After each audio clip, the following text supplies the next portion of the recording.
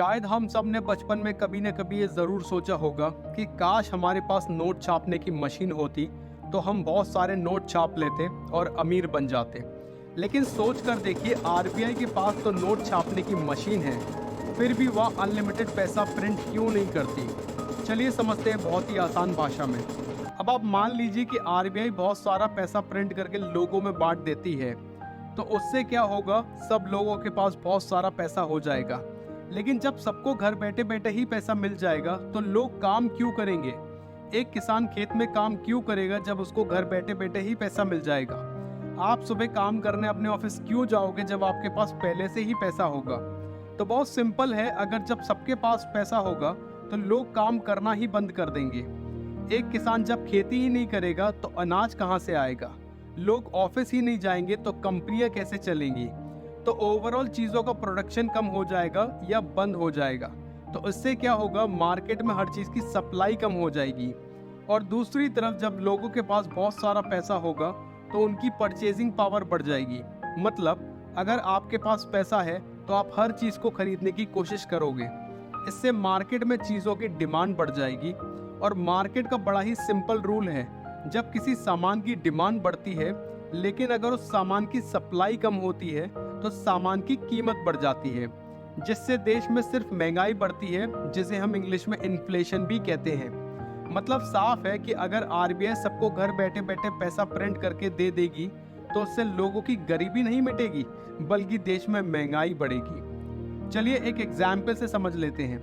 मान लीजिए मार्केट में सिर्फ एक स्मार्टफोन है और उस स्मार्टफोन की कीमत 20,000 रुपये है और उसको खरीदने के लिए सिर्फ एक ही इंसान है। लेकिन जब सबके पास पैसा होगा तो एक ही फोन को खरीदने के लिए बहुत सारे इंसान होंगे, क्योंकि अब डिमांड ज्यादा है, सप्लाई कम है, तो ऑटोमेटिकली कंपनी उस फोन की कीमत बढ़ा देगी। फोन की कीमत 20,000 से बढ़ के 50,000 हो सकती है, 50,000 से बढ़ के 1,00,000 भी हो सकती है। अब जैसे जैसे सामान की डिमांड बढ़ती रहेगी और उसकी सप्लाई कम होगी तो उसकी कीमत बढ़ती रहेगी।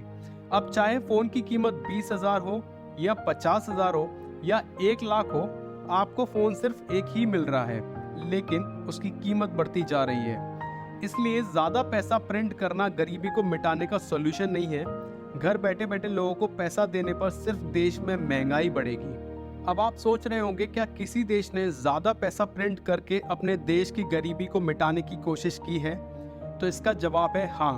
वेनेजुएला, जिम्बाब्वे दो ऐसे देश हैं जिन्होंने बहुत सारा पैसा छाप कर लोगों की गरीबी को मिटाने की कोशिश की। जिम्बाब्वे ने अपनी इकोनॉमिकल कंडीशन को सुधारने के लिए लोगों को पैसा प्रिंट करके बांटना शुरू कर दिया।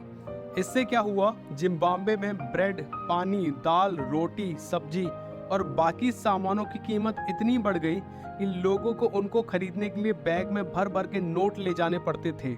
पैसा बांटने से जिम्बाब्वे में लोग लखपति और करोड़पति तो बन गए, लेकिन वह 1,00,000 में सिर्फ एक ब्रेड का पैकेट या दूध का पैकेट ही खरीद सकते थे। और जब लोगों को बैग में भर भर के नोट ले जाने में दिक्कत होने लगी तो वहाँ की सरकार ने $1 मिलियन का, $1 बिलियन का और यहाँ तक कि $100 ट्रिलियन का नोट छाप दिया। इसको ऐसे समझिए कि मान लीजिए इंडिया में आरबीआई आपको 1,00,000, 1 करोड़ या 100 करोड़ का नोट प्रिंट करके दे दे, लेकिन आप 1,00,000 में एक ब्रेड का पैकेट ही खरीद पाए या 1 करोड़ में 1 किलो दाल ही खरीद पाए, आपको कैसा लगेगा? अब सबसे बड़ा सवाल आता है कि आरबीआई देश में कितना पैसा प्रिंट करती है। इसका बहुत ही सिंपल सा जवाब है, आरबीआई उतना ही पैसा प्रिंट करती है जितना कि हमारे देश की इकोनॉमी की कीमत है। मतलब आरबीआई उतना ही पैसा प्रिंट करती है जितना हमारे देश की जीडीपी है। अब ये जीडीपी क्या होता है? जीडीपी मतलब किसी भी देश में एक साल में जितना भी सामान या सर्विसेज बना हो, उस सामान और सर्विसेज की टोटल मार्केट वैल्यू जितनी होती है उसे उस देश की जीडीपी कहा जाता है। हमारे देश की जीडीपी लगभग $3.5 ट्रिलियन है। इसका मतलब है कि हमारे देश में जितना भी सामान एक साल में बन रहा है, जैसे मोबाइल, लैपटॉप, कार, खिलौने, बोतल या सर्विसेज जैसे रेस्टोरेंट, सिनेमा हॉल, सैलून, या देश में कोई इंसान काम करके सर्विस देता है जैसे डॉक्टर, लॉयर, या आप किसी कंपनी में काम करके सर्विसेज देते हो, इन सब सामान और सर्विसेज की total market value 3.5 trillion dollar है। मतलब देश की जीडीपी 3.5 ट्रिलियन डॉलर है। आरबीआई देश में कितना पैसा प्रिंट करती है, इसका सिंपल सा फॉर्मूला है sum of all values of goods and services produced is equal to sum of all currency produced.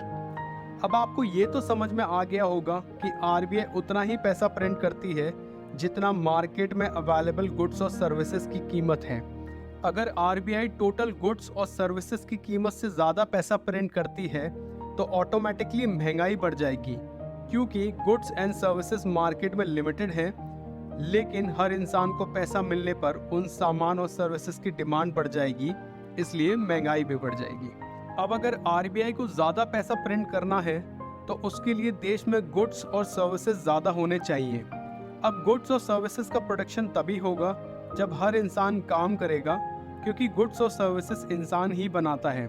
इसका सीधा मतलब है कि आपकी या देश की गरीबी तभी कम हो सकती है जब हम ज़्यादा से ज़्यादा मेहनत करके काम करेंगे, ना कि आरबीआई के अनलिमिटेड पैसे प्रिंट करने से देश की गरीबी दूर हो सकती है।